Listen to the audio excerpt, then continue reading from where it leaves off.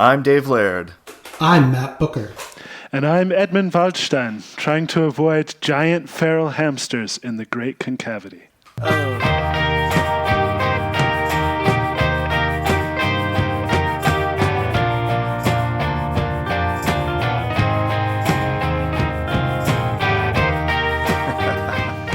Yeah, beauty. Love it. Edmund, that's awesome. Yeah. Welcome to Canada.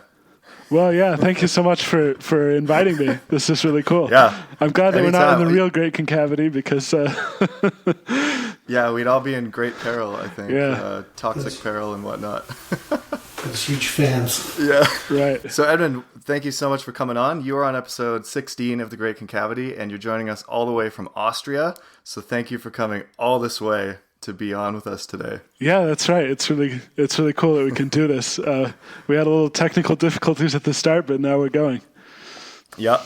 It seems to happen almost every time, I would say. Probably 90% of the episodes we have some kind of snag. Start a bit late, but we always get her in the end, eh, Matt? I hope so. Awesome. So, Edmund, you are a Cistercian monk. Why don't you give us a little bit of a background of what that entails exactly? Sure. And then we can get into how you got to Wallace and how those two things intersect. Okay, sure. So the Cistercians are an order in the Catholic Church. They were started in France in sort of end of the 10th century and the beginning of the 11th century. And the idea was to return to the original idea of monasticism, the original monks who in early Christianity went out into the desert to be alone, to be free of distractions and so on. One of the big figures in the early history of the Cistercians was Saint Bernard of Clairvaux, who was a very charismatic leader and so on. And my monastery was actually founded during his lifetime, although he never came to my monastery. My monastery is called Heiligenkreuz, and it's here in Austria. We were founded in 1133. So you're fairly new, right? Yeah, fairly new as monasteries go.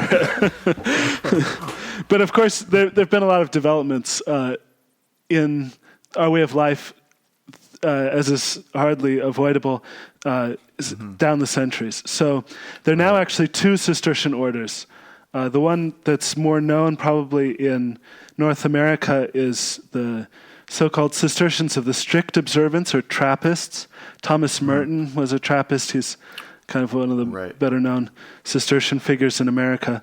Whereas my Cistercian order is called the Common Observance, and we have more interaction with the outside world. So Trappists would probably not be doing podcasts on David Foster Wallace, But they might be making beer. They might perhaps? be making beer. Yeah, the Trappists do make a lot of beer. Yeah. They're pretty well known for that, for their ales. That's awesome. Indeed, yes. That's great. Well, thanks for that background. Edmund, you and I met in Paris at the Infinite Wallace Conference in 2014, and I was very excited to talk to you because I was just sort of starting my thesis on infinite jest and its sort of dialogue with soteriology in Christianity. And to see you there in your full monastic robes and garb and everything and talk to you about that was really awesome and fascinating. So I think we're going to have a lot to talk about today. Yeah, definitely. I hope that you'll tell us a little bit about your thesis too and what you've discovered. So actually a really exciting thing is I just submitted it to my supervisors today, like the final copy. Wow, congratulations. All put together, table of contents, acknowledgements, all that stuff. So it's going to be out there in the world pretty soon, and I'm set to defend it next month. And so I'm feeling a pretty great relief off my shoulders today. I imagine, yeah, that's awesome. It's been like a 3-year project, so pretty psyched about that. That's fantastic. Congrats, Dave. Yeah, thanks, Matt. Appreciate that, guys. So Edmund, tell us a bit about your background in David Foster Wallace. How did you come to him? And I'm really curious to hear about sort of the dialogue that you see between Wallace and faith and theology and monasticism and all that kind of stuff. Yeah, well, how did I come to Wallace? Like a lot of people, I only heard about him when he died. I'm one of those people that wasn't. unlike Matt, who was following him from the start, basically. I'm one of those people who heard about him reading an obituary, actually, in a blog on a magazine called First Things, which is kind of a highbrow Christian magazine in the U.S. And they posted on his death, and they had a little quote there from his Kenyon College speech, and I was interested in him, so I Googled him. And the first thing I read was actually the essay on usage and on prescriptivism and descriptivism and so on. And I was utterly enchanted by that.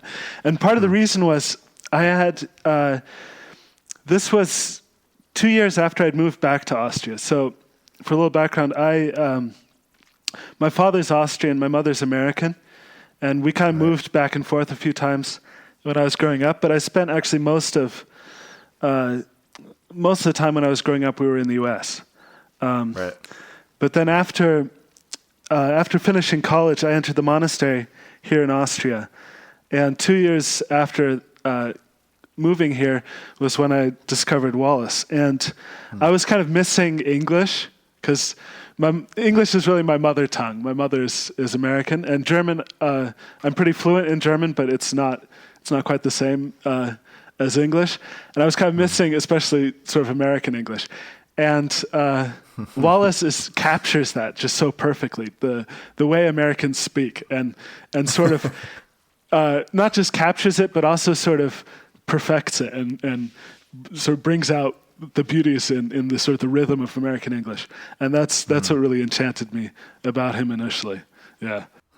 Very cool. It's funny, in our episode with Josh Royland's class, we talked about how that essay is kind of a dividing line, and that some people, that's a big turnoff to them, and for others, it's like a gateway drug that they really, that's how they get into Wallace.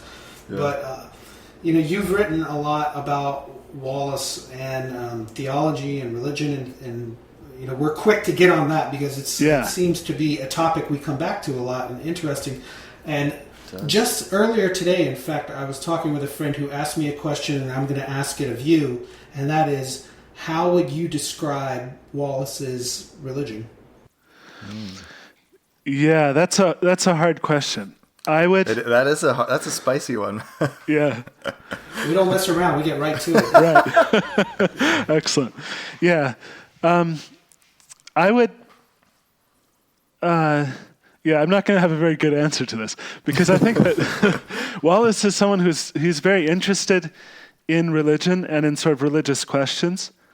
But he seems to me to be someone who's always kind of on the threshold, who's never sort of really become part of a religion, but is sort of, he's always, because he has this very skeptical side as well, so that when he's writing about religion, you can see a great interest in sort of these ultimate questions that religion deals with, but there's always a sense also that he's kind of an outsider looking at religion from a kind of an outside perspective. I don't know if you'd agree with that. Like as a journalist almost or something. Yeah. Yeah. Well, would you classify him ultimately as a Christian, or what labels do you think apply or don't apply, or why? Well, I would almost classify him as an agnostic, but an agnostic who's very engaged in kind of a religious search. So not an agnostic is probably the wrong word. It's not that he thinks that it's impossible to know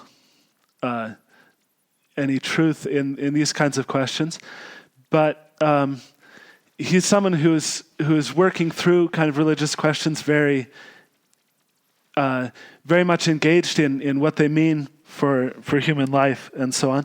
But someone who I wouldn't classify him as being religious in kind of the strict. Well, what is the strict sense? Maybe this. I mean, religion is kind of a vague term in itself. I mean, what counts as religion? That's one of the difficulties that you have when trying to classify him. But I think he's definitely someone who takes religious questions very seriously and really thinks about them and really tries to live also some aspects of religion, but that he kind of chooses what works for him. I mean, there's the whole Alcoholics Anonymous thing that he uses with the higher power, which in itself is a very vague kind of religious practice. But I think he uses the elements that he finds are helpful to his life, but he's not religious the way I am, like as a Cistercian monk. I'm religious So in his kind of religion different is sense. kind of like more pragmatic, you would say? Like he takes what is useful from each tradition and applies it in a way that makes sense in his life? Yeah, he does, but that's definitely true. But it's also an inquiry with him. It's not just pragmatism. This works, so I do it. Right. But he's also it's kind of the Gately approach, right? right. I don't know how this works, but it does. And Yeah, so it I'm works. just gonna keep doing it. Yeah. But with Wallace, he's a very questioning kind of thinker, and so he's always questioning religion and thinking about the questions that it brings up. Mm-hmm. Yeah. So in my thesis, I dealt quite a bit with an essay by Michael O'Connell, and Matt, you put me onto this. Your religion is self and sentiment. Your temple is self and sentiment. Yeah. Right. And in it, he makes the claim that it makes sense to think of Wallace as a Christian writer, specifically a Catholic writer, and then he talks about the ways in which Wallace intersects with Flannery O'Connor and other Walker Percy, and other famous Catholic authors. And so I wonder about that claim that I think it makes sense to think of Wallace as writing with very Christian implications or overtones, but to say exclusively that he is a Christian writer, I would probably shy away from that a little bit, because it's pretty clear, like we talked last week to our guest, that there's a lot of Buddhism in Wallace's work too, right? And there's a lot of other faith traditions that pop up. And so to exclusively say Wallace is a Christian writer, I would maybe say that's a bit extreme. And I don't think that's what Michael O'Connell's exactly saying. He's saying it makes sense to think of him in this context, which I would agree with. So yeah, it's kind of a tricky question to pin down where he lands, right? Yeah, that's true. I like that paper by Michael O'Connell. He sent that to me as well. I thought it was a really good paper. But I agree with you that you have to know exactly what you mean if you say he's a Christian writer or he's a Buddhist writer. In a sense, he's using elements of Christianity and Buddhism and so on, but not in the same sense that I would say I'm a Catholic priest, right? Right. Yeah, exactly. I'm going to disagree and try to take a different angle on this. Do it. So on your blog, you had recently posted this thing, which I'm going to plug your blog because I think it's fantastic. Oh, thanks. Totally. And it's San Crucensis, is that how you pronounce it? Yeah. That's sancrucensis.wordpress.com, and we'll link to it on the site when we post this episode. But on there you had a thing from Derrida about how there's nothing outside the text, and this kind of funny thing about scholars disagreeing with whether or not Derrida actually wrote that. He clearly did. But there's this idea that you can judge Wallace as a writer just looking at the text, but we just can't help ourselves to look outside of the text and look at his own life and beliefs, and really, expand the idea of the text to include things like, maybe marginalia comments that he wrote. Yeah.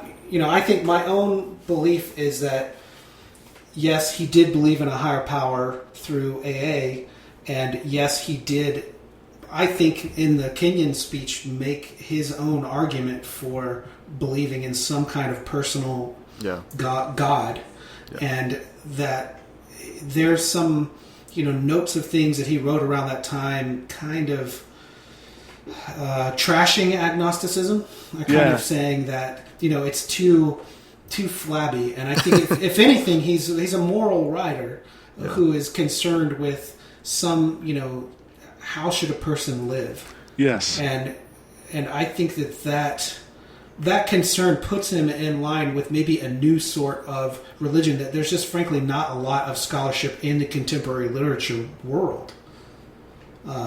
So I think, if you're a cool writer and you're out there on book tours, the last thing you want is someone to say, "Hey, aren't you a Christian? You go to church."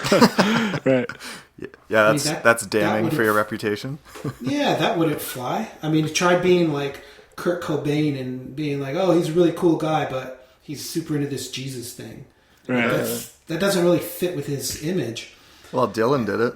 Well, in the 80s for a bit. Excoriated for doing it too. Yeah, totally. And no one listens to that stuff anymore. Slow drinking. There's a great kind of deflecting answer that Wallace gives. You've probably listened to that reading of the view from Mrs. Thompson's that he gave at the Hammer Museum in Los Angeles. And in the Q&A, luckily they recorded the Q&A, you can listen to it, it's pretty great. Some guy asks him, what role God and religion play in your life and work? And I remember this. Yeah, and he initially answers by saying, "Well, let's. How about you tell me first what role religion plays in your life and work, right? So I can have some context so that I can know how to." What kind of response I can give you? Well, maybe not. I mean, that would be kind of a cynical take on it, but it seemed more like, because depending on where someone's coming from in approaching religion, the way you're going to respond they should be able to understand what you say, as it were. Yeah.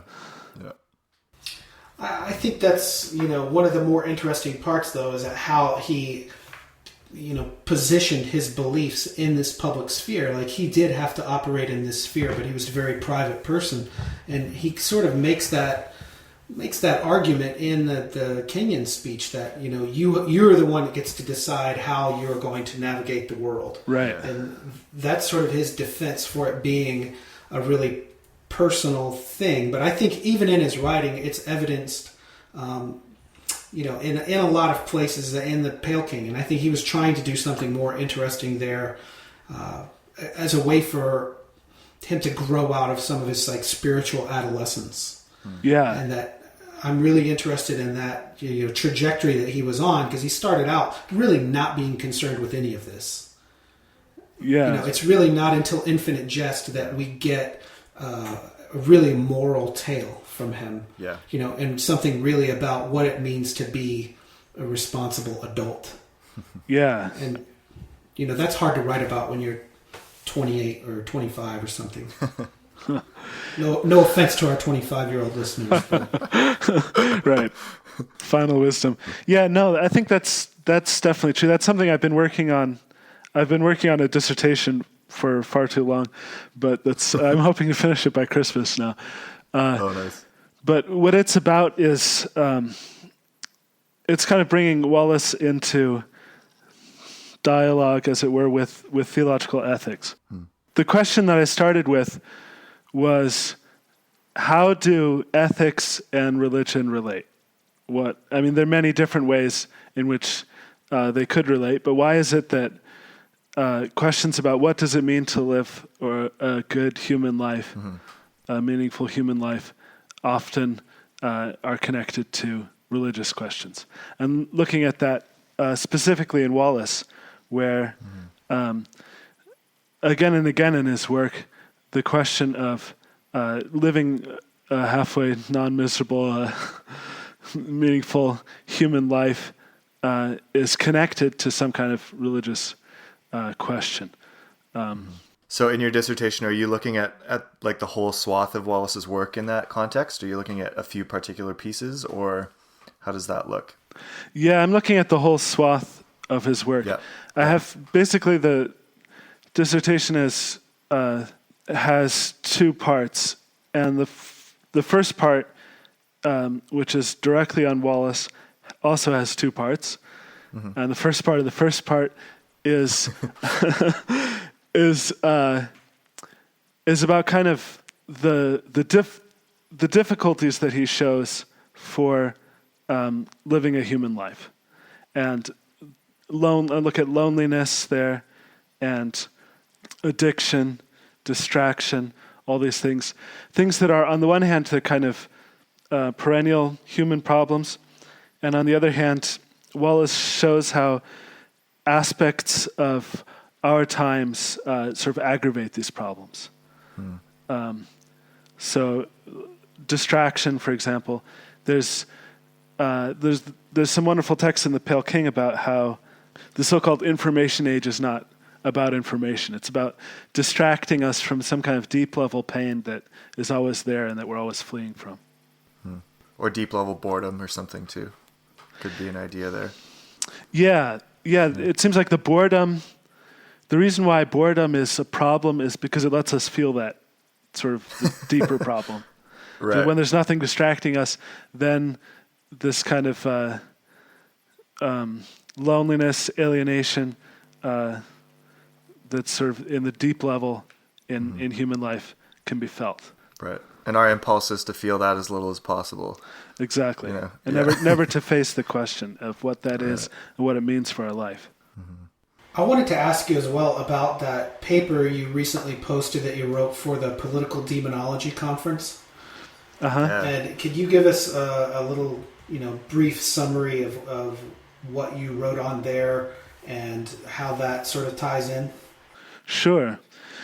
This is a paper comparing Wallace to a philosopher called Charles de Koninck, who was a so-called Thomist, that is a follower of Thomas Aquinas, and he actually worked in Canada, in Quebec. Yeah, he was from Belgium, but he taught in Canada, and he wrote a book in the 1940s called "On the Primacy of the Common Good," and it was about how both totalitarianism and individualism have kind of a common misunderstanding of the common good, and it's a misunderstanding that causes people to as it were sway like a pendulum back and forth between totalitarian systems and individualist systems.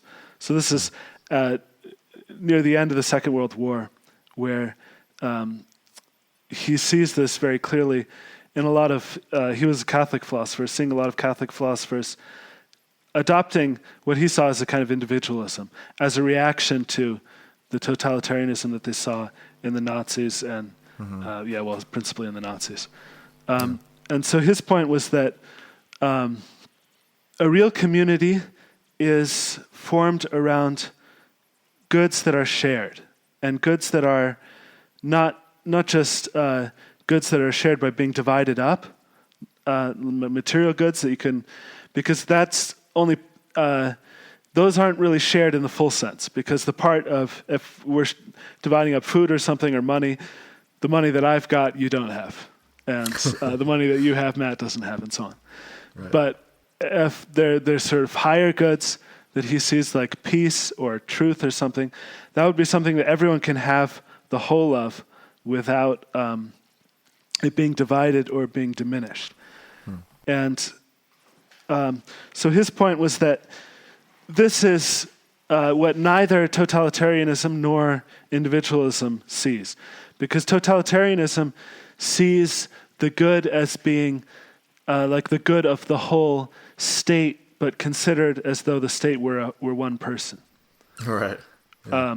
Whereas individualism sees, thinks the important goods are the goods that you have just for yourself, and the state should just be helping you to achieve those personal goods.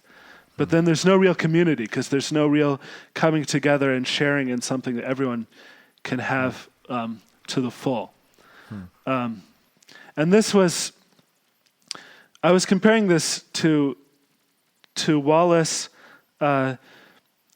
especially in the conversation between Steepley and Marat in Infinite Jest, where you have Marat proposing what seems like a kind of a totalitarian worldview, and Steepley a kind of individualist worldview.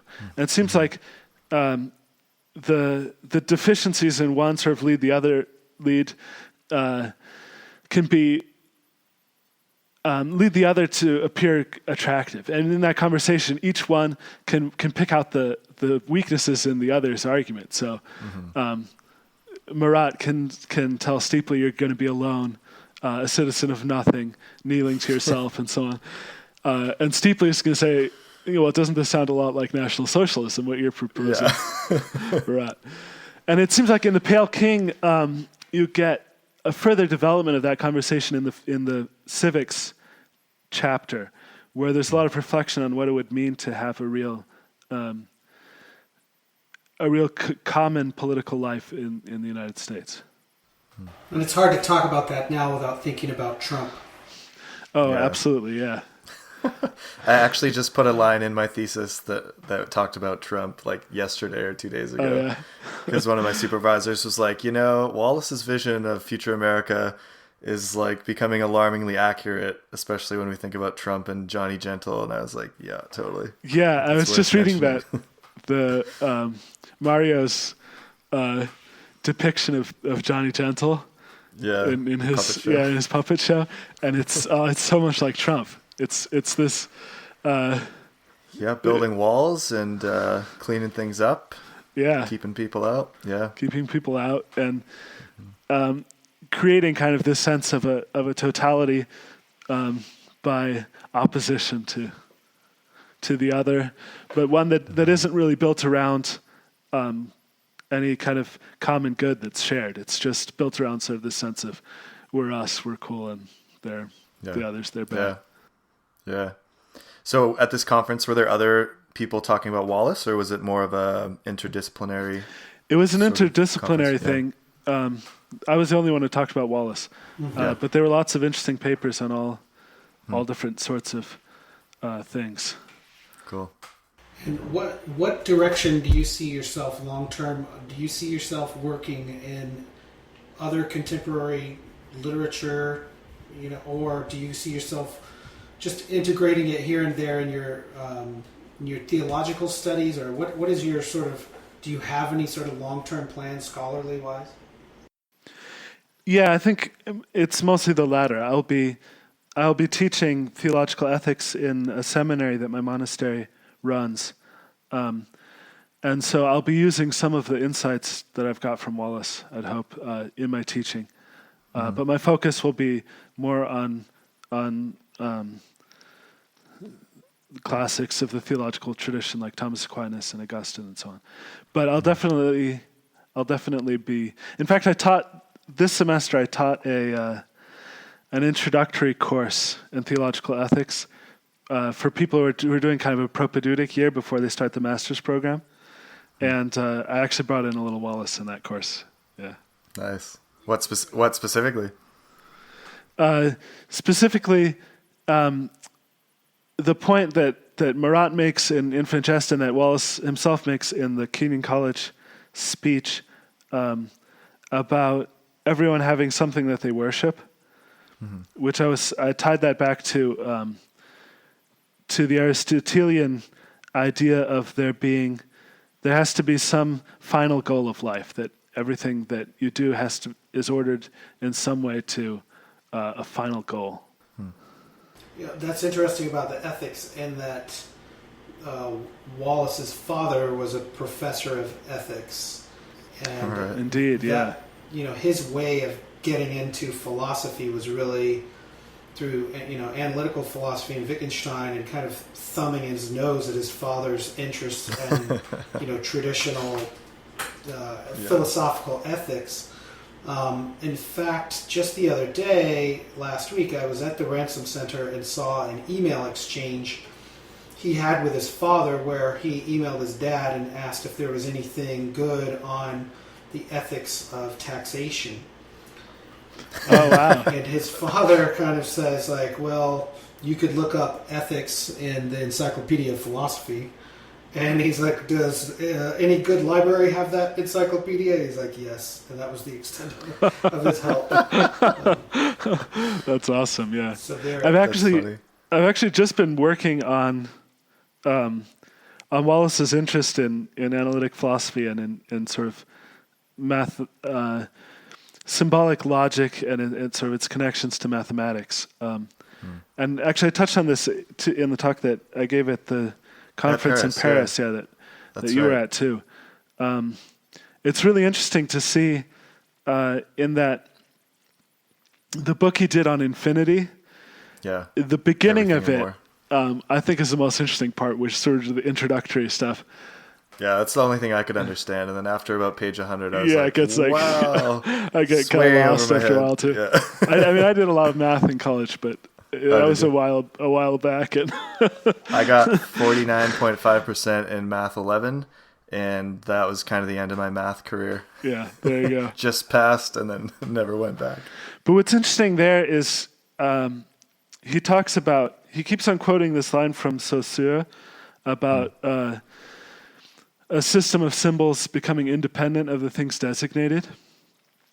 And he ties that to the development of algebra in the 17th century, which is a really interesting argument. And there's a philosopher called Jakob Klein, who was a student of Husserl's and Heidegger's, who developed the same thesis in a lot more detail.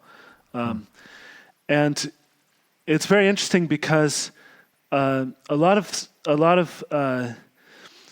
problems in thinking about ethical questions and theological questions come out of conceiving of thought and of language as a system of symbols like that don't name, as it were, things, but sort of stand in for things. So this is why I've been reading a lot of Derrida recently, because Derrida talks about this a lot. And I mean, at the beginning of Grammatology, he says that mathematical language has always been kind of a challenge to what Derrida calls logocentrism, which is this idea of the presence of what's spoken in the word. And I think Derrida is unfair to sort of ancient philosophy in that book, but it's very perceptive as a critique of what comes after Descartes and these people. So you have kind of a loss of an immediate connection between reality and language that's there, and also you have a kind of a tendency to apply to reality properties of the symbolic systems that you're working with with some application to reality. No, I think that's really... I mean, I see that as evidenced in his work up until about Infinite Jest, and that in the opening scene of Infinite Jest where Hal is unable to communicate, I really see that as this metaphor for writers or the author being unable to communicate with strictly words, right? And that he's able to make himself known to the reader, but not to the people who are in the metaphorical room there with him. And that, to me, is very much an extension of what he writes about in that review of Wittgenstein's Mistress by Marxson. Yeah. And that you could see his interest there is in this sort of end case scenario of, if words are only symbols, what are the implications for life or for daily life? And, that's a lot. I mean, the Broom of the System is based there too, but I think, maybe there's an argument to be made that Wallace still has that interest after Infinite Jest, but it's harder for me to see that world. I think that the interest does persist. I think he changes the way he thinks about it somewhat, and thinks that he sees it as a kind of a trap, but it's one that has to be thought through to be overcome, I think. So, can you elaborate on that? Yeah. So, already in Broom of the System, he's interested in the way that the later Wittgenstein kind of escapes what he sees as the dead end of the early Wittgenstein.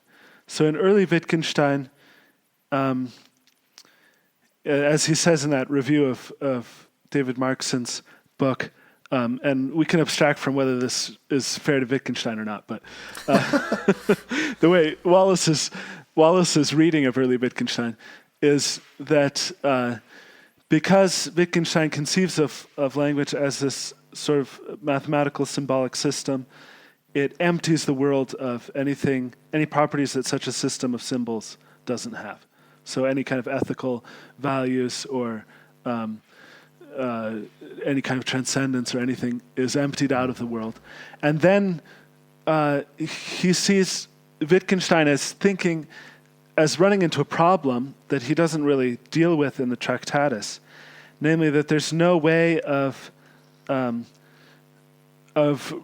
having reference given that system that he set up in the Tractatus.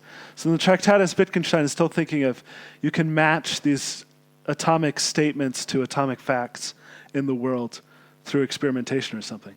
But given that he's conceived of all language as a system of symbols, which is in some way independent of what's designated, there's no way of standing outside of that and matching the system to any other reality. You're always trapped in this symbol world.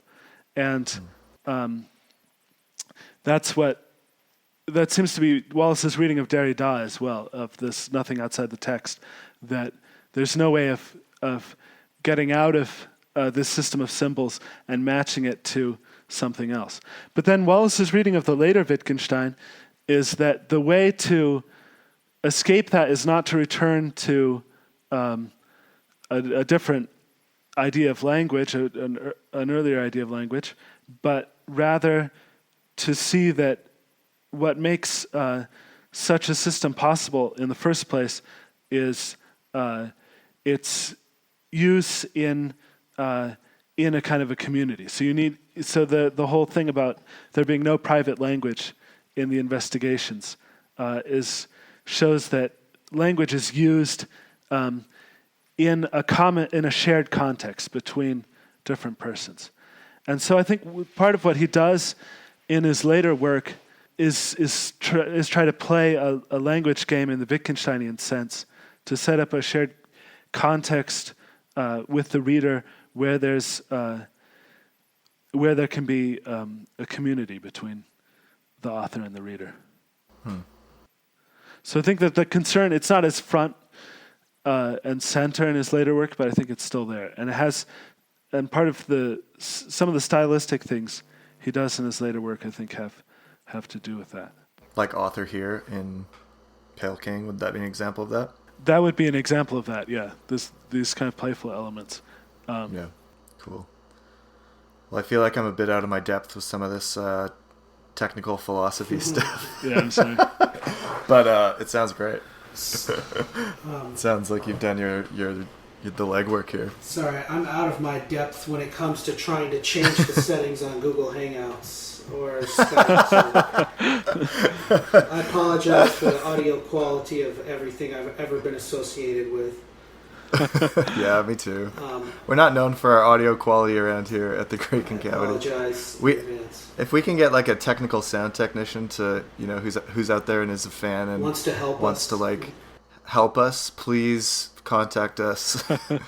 concavityshow@gmail.com.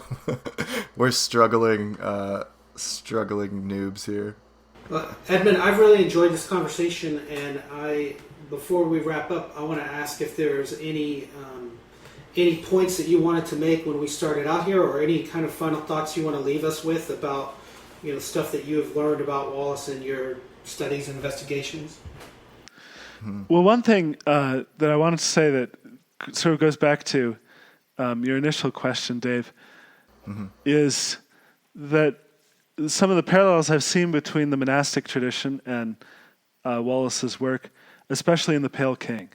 Yeah. So for sure. You have in the Pale King that idea of that if you get rid of distractions and sort of endure the boredom of not having anything to distract you, and sort of ride through that and feel sort of that deeper pain that you've always been fleeing in your life, that on the other side of that there's some kind of transcendence. And this is this is a big theme in the whole monastic tradition. The Cistercians, the early Cistercians especially, put a lot of emphasis on this idea of going out into the desert and of separating oneself from distraction. And so if you look at Cistercian architecture, you guys need to come visit me sometime. I'll give you a tour of our monastery. The early stuff, you can see different styles, different parts of the monastery were built at different times. And the earliest things are very plain, they're very austere. You've got very little ornamentation. St. Bernard was against a lot of, and what it has to do with is this idea of getting away from all distraction, so that you can feel this deep level pain, which for the Cistercians they identify with original sin, which is this kind of estrangement from God. Augustine takes it from Scripture but develops it a lot.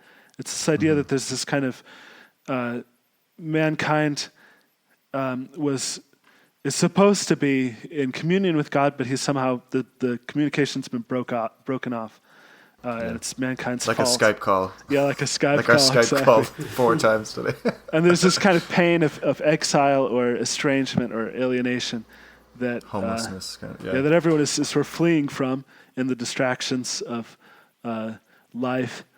And that if you can turn those distractions off and really feel the pain, then you can transcend it and reestablish a connection with God. So that's one thing that I've been working a lot on, that element in the Pale King and comparing it to the theological tradition. Yeah. So like some theological traditions would put a lot of emphasis on aesthetics and beauty and art and music and poetry and those things having the capacity for us from a fallen place to find some kind of communion with with transcendence or with God. So that's kind of a pretty stark juxtaposition between those two ideas, right? Like one is totally repudiate all that kind of stuff, and that's how you get to it, versus communing with culture and art and beauty. Yeah, that's a really interesting point. There's actually a debate between Saint Bernard of Clairvaux, the Cistercian abbot, and a Benedictine abbot from Cluny, which was famous for its glorious architecture and its sculptures and all these other things, about that very question. And they go back and forth and so on. But it's interesting in Bernard, although he was in visual arts, he was very austere, and he tried to have as little ornamentation as possible. And even in music, he simplified the chants for the liturgy. But if you look at his prose style, it's really extremely elaborate work of art with tons of imagery and wordplay and all these things. So it seems like there's some way of bringing both together, that you can have both, on the one hand, not distracting yourself with 1,000 images so that you can hear the silence, as it were, but then on the other hand, also consciously taking certain elements that are beautiful and using that also as a means to approaching the transcendent. Yeah. So it's there's a possible synthesis between those two ideas. Yeah. How do you see Wallace engaging with that question? Because in the Pale King, you've got the very monastic kind of approach, and then also there are other places where there's total maximalism and his wordplay is just, it's phenomenal everywhere. But how do you see that playing out in the body of Wallace's work? Yeah, I think there's a similar part of. Well, I think the maximalism does a couple different things. So some of it is very beautiful, but a lot of it is kind of depicting the horror and the brokenness of human existence, the nightmare of consciousness, and so on. Totally. So part of it is sort of setting up the problem that then has to be dealt with in some way, and that the Pale King's thing about boredom is one way of dealing with that. But then there's, again, yeah, some of his work is just really, really gorgeous. Yeah. Do you sort of follow up to that? Do you see much redemption in Wallace's work? Like thinking from a sort of a Christian worldview, Catholic worldview, where redemption is a real and present reality. Do you see that playing out, and in how so in Wallace's work? Because this is sort of the question that I was thinking about. Yeah, I would be interested. Test. Maybe Yeah. you could say something about that, because Okay. I definitely see it's a big question. I mean, Yeah. it's something that he's working in a way. Almost everything he writes, especially in beginning with Infinite Jest, is about trying to find some kind of redemption. But I would love to hear what you've discovered in your work. So my take on Infinite Jest, and originally I kind of set out to do like a project on the whole body of Wallace's work, and then my supervisor was like, "This is a master's thesis. Like, pick one of those 18 texts that you mentioned, and just deal with that." And so I ended up at 80 pages in my master's thesis. I think it was supposed to be like 65 max, Excellent. But I have 80. So I kind of say that Infinite Jest demonstrates or engages a conversation with a Christian worldview, in that it presents humanity as profoundly fallen. Pain, suffering, as Christoph said, Infinite Jest is an encyclopedia of suffering. Yeah. Right. So that's obviously pretty clear. But then at the same time, I think that Infinite Jest presents fallen humanity as intrinsically and infinitely valuable. Right. So the characters matter. Their human existence matters. The moral choices that they make matter. And so there's kind of a tension between fallenness, but yet having value, the image of God, the Imago Dei. And then how do we come out from that? What is kind of the salvation or redemption narrative that can bring back some kind of communion with the divine or with God? And so I set up my thesis in sort of 3 chapters, where I talk about Hal, then Gately, then Mario in 3 chapters, arguing that those characters sort of show a spectrum of salvation states, each sort of representing those 3 things of fallenness, value, and redemption. So with Hal, my thesis is that, his final scene in the opening of the novel is that he kind of fails at salvation. He's ultimately sort of detached, alienated, unredeemed. And so he kind of embodies that aspect of the view. And then Gately, there's kind of an exchange of grace with Gately, where he's deeply fallen, he's got a very sordid background, but then he comes to a place of redemption and demonstrates that through sacrifice for Randy Lenz and through his acts of service and all that kind of stuff. So deeply fallen, yet redeemed. And then I talk about Mario in kind of like a figuratively Christological way. And I don't think it's a perfect analogy. And I talk about, like, Mario obviously doesn't have 12 disciples and he didn't die on a cross and nothing like that. But I think there are elements of Mario's character that seem deeply, that bear a likeness to Christ. And so, like some writers have talked about, like Timothy Jacobs talks about the Barry Loach scene with Mario, where Mario is a kind of saint. And so I kind of just take that further. That's sort of my stepping stone. I say, I might even argue that Mario is beyond just saintly. He actually embodies grace and mercy and all of these kinds of things. And again, the analogy is not perfect, but there are elements to Mario's character that I think sort of point to a figurative Christological reading. I talk about his physical, his deformities and things like that as well, in relation to like the eternal wounds of Christ. And so Mario's in the ETA, which is full of like these perfectly athletic bodies, and yet his is disfigured. And so that's kind of analogous to... Oh, can I interrupt you there, Dave? There's a thing, I don't remember if it's in the final draft of The Pale King or not, but in an earlier draft, there's a mention about some graffiti on the wall. And the graffiti says, "If God loves us, why are we so ugly?" Nice. Wow. I don't know if that's still in there, but I think overall in his work, it's pretty dark and it's pretty bleak, and there's not a lot of way out.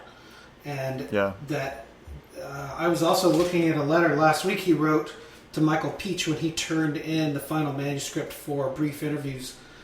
And he said, well, this is pretty dark collection. There's not too many lighthearted pieces in it. Yeah, and truly. He apologizes for that and says it's weird because his mood has been pretty good in those years when he was writing that. Right. Yeah. I would say Oblivion is profoundly bleak as well on the whole. But yeah, so, I mean, I would say, like we've talked about recently, Matt, like Wallace's work tends towards the pain spectrum of that whole equation rather than the lightness and the salvation or redemption. But I think there are glimmers of it. Well, and just places, that we've also talked about literature is not usually found in a lot of lighthearted moments. Yeah, totally. Like it wouldn't be worth reading if it was, essentially, right? Some suffering in it, right? Yeah. Yeah, I mean, one of the things I really love about Wallace is how seriously he takes sort of the difficulty of human existence. Yeah. And how he doesn't blink at, the darkness that really can be found. Yeah, he certainly does not shy away from that. Yeah. He confronts it quite radically, I would say. Mm-hmm. Yeah, and I think what he says, I mean, to go back to that point about the Pale King, what he says about this sort of tendency to try to block that out is really true, and that there's really something valuable to not blocking out, to confronting it, and that's the only way to then lead to, as you were saying, some kind of hope of redemption, is if you really face the seriousness of the problem, as it were. Mm-hmm. Yeah. I think for him, the salvation or redemption thing, in his overall work or philosophy, has something to do with freedom and that moral agency and whatnot. And there's a line in Infinite Jest where he's talking about AA, and it's a great passage, and it ends with and then they've got you, and then you're free. Like once you fully submit your will and your ego, then you're free. And that's in the Kenyon speech too. Totally. Yeah, absolutely. Yeah. That's a very Christian ethic, right? Like the truth will set you free, but only when it's finished with you, like Lyle says. And yes, like that's I'd say like as part of like a New Testament ethos, submission of us, the spider bitten will, and the coming in kind of is quite analogous to redemption in a Christian model. Dying to self, that kind of idea. Yeah, definitely. Well, it's been great talking with you, and we will definitely link to your site, and we encourage other people to go and read some of these papers that we've talked about and hit you on Twitter. Do you want to tell us your Twitter name? Yeah, it's at San Crescensis, which is the same as the site. The name.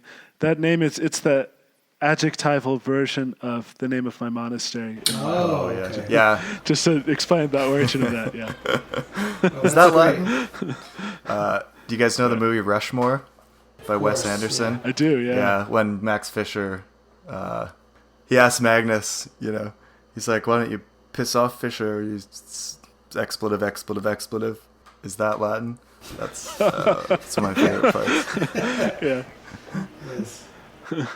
Awesome. And Edmund, if people want to check out some of your academic writing, where's the best place they can go to see some of what you've written on Wallace? I'm on academia.edu. So if you search Edmund Waldstein, you should be able to find me there. Fantastic. Yeah. Great. And what are sort of your plans for future publications? I know you've got your dissertation coming to a close. Any other future projects related to Wallace on the horizon that you've got kind of in the hopper? Not in the hopper, but we'll see. Maybe I'll take some parts of my dissertation and develop them in various directions. So very cool. I would definitely like to do something on the on this whole idea of symbolic systems that I was talking about and how that relates to freedom and so on. Yeah, cool. And then maybe something on the distraction, getting away from distraction, feeling the inner pain. Yeah. That's awesome. Those things I want to develop. Cool. That's great. And do you have any plans to hit up any of the future Wallace conferences in North America? Like in Illinois? I would like to. It hasn't worked out so far. Yeah. But it was the one in Paris was so much fun. It was heavenly. Such a dream. Meet a lot of people whose work I'd read. Yeah. totally. And to see them in the flesh, not just on the page, that was really cool. Yeah, that was great. And they fed us so well there too. Yeah. Champagne and hors d'oeuvres. Like, I think I paid €5, 15 euros for that conference. And it was Something like 3 that. days, and they were just giving us food and champagne the whole time. It was like, how is this possible? This would never happen in North America. Yeah, well, it's a different system of allocating resources in That's France. right. It's, a state university. They got this Totally. different commitments. Well, maybe we'll cross our fingers for another Paris conference. Maybe one day. Edmund, thank you so much for coming on The Great Concavity. It's been awesome talking to you, man. Really appreciate your Thank you insights. so much for having me. It's been really a lot of fun. We've really enjoyed it. And our pleasure. yeah, And, great to sort of meet you, Matt, nice to as it meet were, you. meet you over Yeah. Google. We got the video Yeah, funny it's- going for this, yeah. so that's good. Awesome. Really Well, cool. if you want to come hit us up on Twitter, we are at Concavity Show. We're also on the Instagram at also Concavity Show, and we love hanging out with you guys. We love hearing from you. Feel free to contact us. We just take a great amount of pleasure in discoursing with you guys on all the social media things. As always, we want to thank Robin O'Neill for her art, and we want to thank the band Parquet Courts for their song Instant Disassembly. They're actually playing in Vancouver in, I think, July, so I might see if I can get over there and check them out and say hello from the Great Concavity to those guys, but see how it goes. Any last thoughts, Matt? Until Miss next anything? time. Until next time. Until next time. Thanks for listening. Mama Cedar, hold me now as I ache. She's got a real firm grip and she's rocking, trying to shake me awake. Let me check the score on the England game in the meantime. I don't know if you're a soccer fan. Yeah, I am.